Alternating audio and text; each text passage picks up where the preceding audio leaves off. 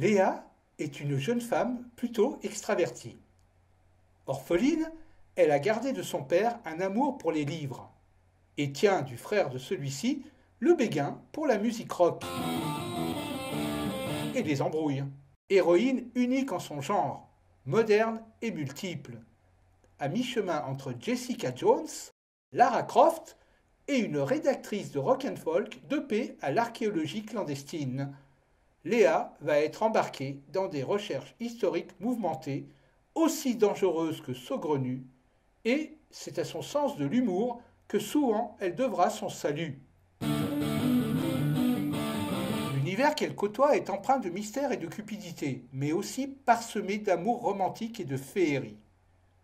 Ainsi, on la verra tout aussi bien être capable d'infiltrer une secte néo-assyrienne à Ibiza, de récupérer une harpe volée à la frontière du réel, ou de draguer un démon bibliothécaire pour lui arracher un indice. Épisode 1. La broche, le biker et son bar à vinyle. Léa, dans un vieux bar à vinyle, sirote un Coca Light, sa boisson exclusive. Elle vient régulièrement auprès de son oncle Deck sur la 77e rue dans un recoin de la ville basse. Deck est un ancien rocker des années 70, à l'âme mi-ange, mi-démon, et qui a une grande affection pour sa nièce. Deck a eu un passé turbulent, qui le perturbe encore. Il connaît pas mal de personnages. Qu'ils soient bons ou mauvais, la plupart sont louches et certains assez fortunés. Dans une ambiance qui sent la clope froide, vont se révéler des secrets, se dénouer des mystères, sur des riffs de Stratocaster et de ballades mélodiques.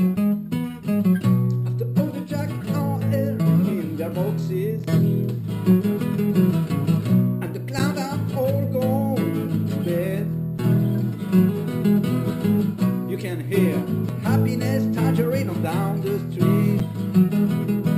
Footprints dressed in red. And the wind whispers Mary. Le bar à vinyle de l'oncle Deck est étroit et long, éclairé comme une vieille pochette de Pink Floyd. Néon violet au plafond, ampoule nue suspendue à des câbles tordus, et un vieux jukebox qui ne lit plus rien mais refuse de mourir. Au mur, des vinyles encadrés. Hendrix en sueur, Patti Smith en rage, Bowie en mutation. L'odeur est un mélange de cuir vieilli, de whisky bon marché et de poussière chauffée au tube cathodique. Derrière le comptoir, un bar en bois brut, cabossé de partout, expose bouteilles et verres. Leurs silhouettes s'organisent d'elles-mêmes pour former une constellation connue des habitués. Accroché à une étagère, un casque audio des années 70, vestige du bon temps où l'on écoutait du rock comme on lit la Bible. Là, un homme imposant, crinière, poivre et sel et gilet de cuir élimé. Il essuie un verre sale avec un torchon plus sale encore. Sur ses bras, des tatouages anciens. Un serpent, une clé de sol, le logo d'un vieux gang de motards. Dans le coin du bar, un tourne-disque grésille doucement. Il passe une piste oubliée de Jenny Joplin comme un soupir lancé dans l'espace. Au fond du bar, trois habitués, des ombres en quête d'oubli. Et au centre, Léa, accoudée au comptoir, sirotant un Coca Light, veste jaune ouverte, regard vif, avec ce petit sourire qui dit « J'ai survécu à bien pire qu'un mardi soir ».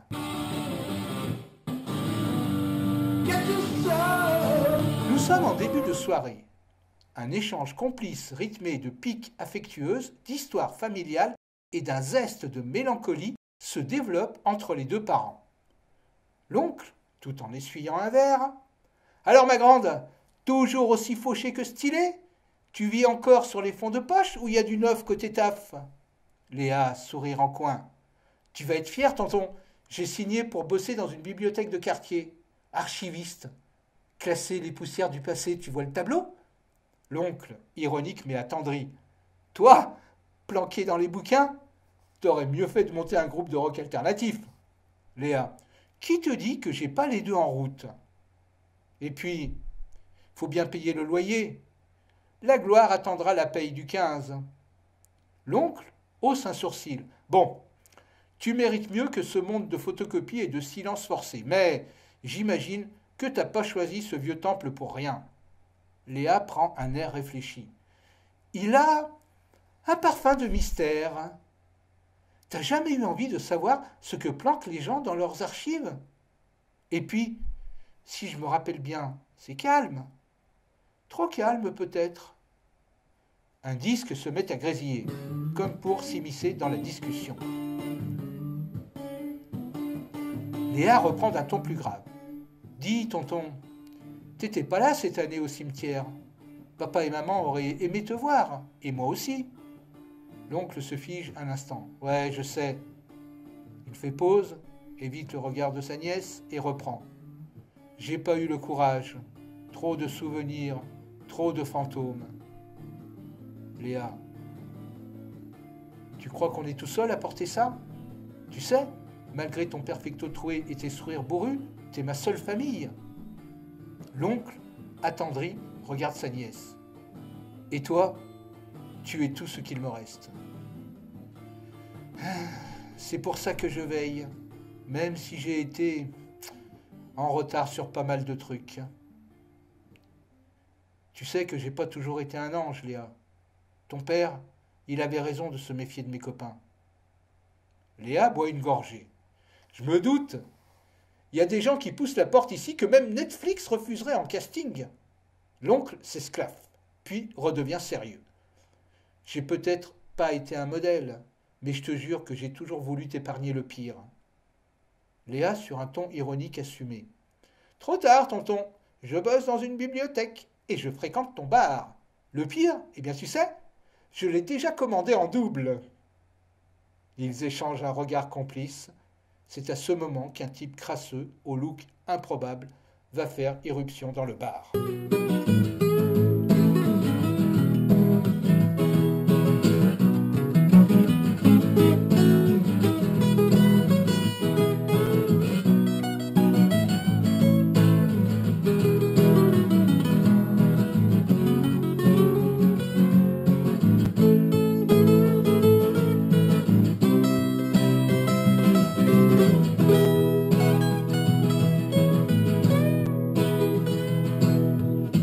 Avance à grands pas.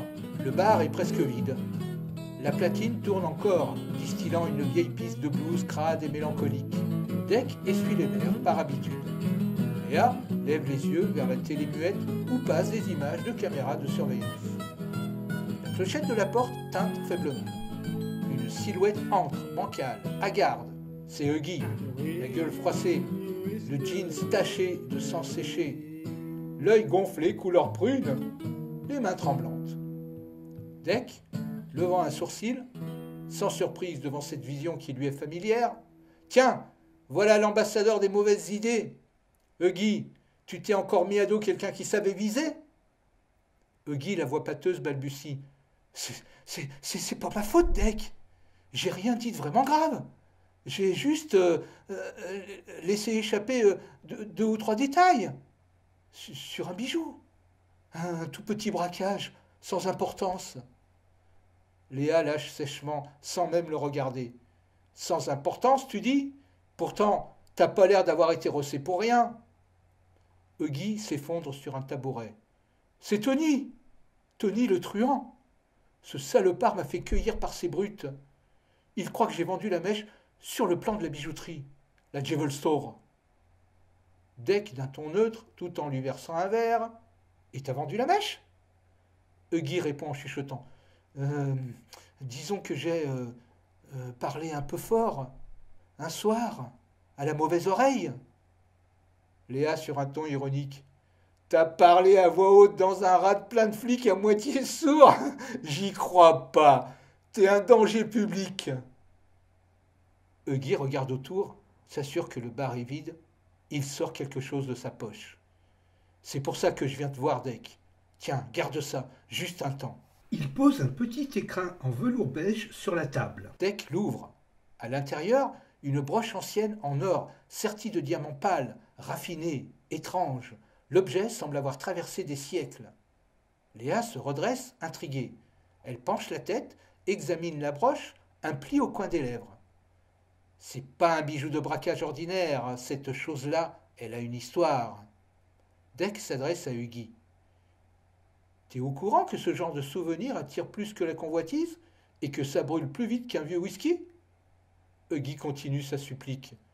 Juste quelques jours, je te jure. Après, on partage, toi, moi, la môme, si elle veut. On se fait des dividendes. Léa, sur un ton sarcastique, en regardant la broche. Ou un enterrement, selon qui la réclame. Dec accepte, encore une fois, d'aider Huggy. Il referme l'écrin et le range sous le comptoir. Le silence s'épaissit. La nuit étant bien avancée, Dec doit tirer les rideaux.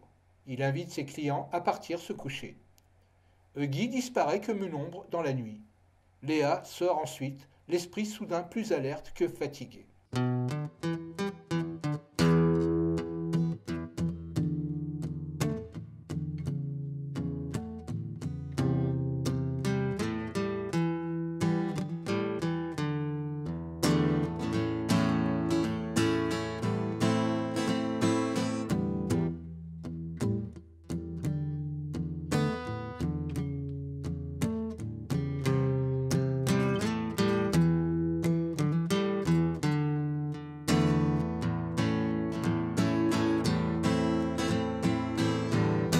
Léa occupe un modeste studio dans la ville basse, à quelques pâtés du bar de son oncle.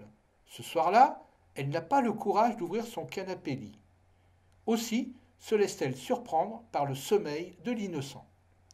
Mais sa nuit est agitée, cauchemardesque. Des ombres viennent la harceler. La broche antique apparaît au centre de ses visions. Les ombres menaçantes semblent tentées par le bijou. Le lendemain, Léa n'a aucun souvenir de son mauvais rêve, et c'est d'un pas alerte qu'elle se rend sur son lieu d'embauche, la bibliothèque de quartier. Une belle demeure, plusieurs fois centenaire, qu'elle connaît pour y avoir mis les pieds lorsqu'encore enfant, son père la menait pour lui faire la lecture de livres précieux et non destinés au prêt. Léa entre dans le bâtiment, le pas léger mais nerveuse. Elle retire ses lunettes de soleil. Un silence règne dans l'immense salle, à peine troublé par le tic-tac d'une vieille horloge murale à balancier qui donne le tempo.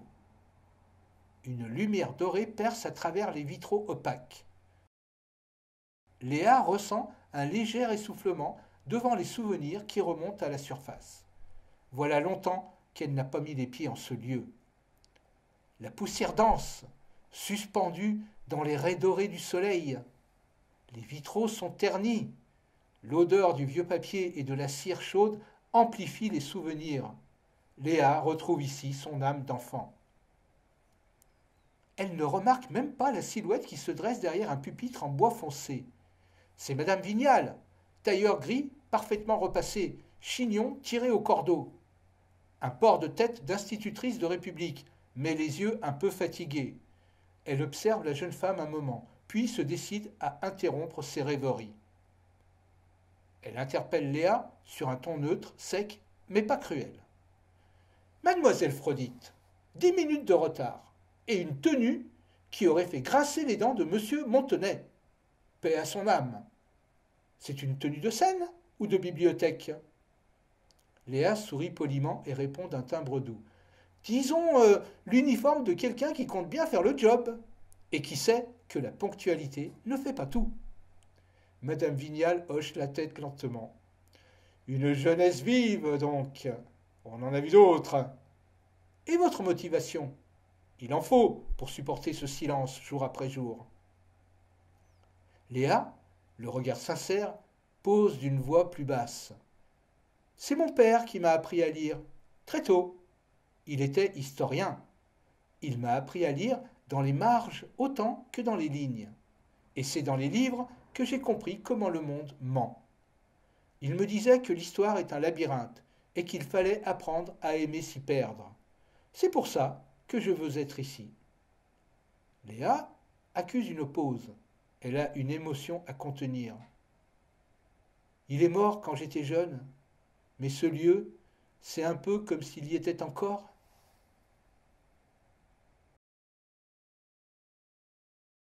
Madame Vignal la regarde en silence. Son visage reste figé, mais ses yeux ont vacillé. Elle pivote lentement, ouvre un tiroir, en sort un vieux trousseau de clés. Et, sur un ton nettement plus calme, s'adresse à sa candidate. C'est une maison exigeante, cette bibliothèque. Elle a ses secrets, ses caprices. Et moi, j'ai donné ce que j'avais à donner. La vieille dame tend les clés et s'exprime sur un ton presque solennel. Voici le trousseau. Les archives, le bureau, le sous-sol, tout est là. Ne vous laissez pas avoir par l'ordre apparent. Ici, rien n'est jamais vraiment classé.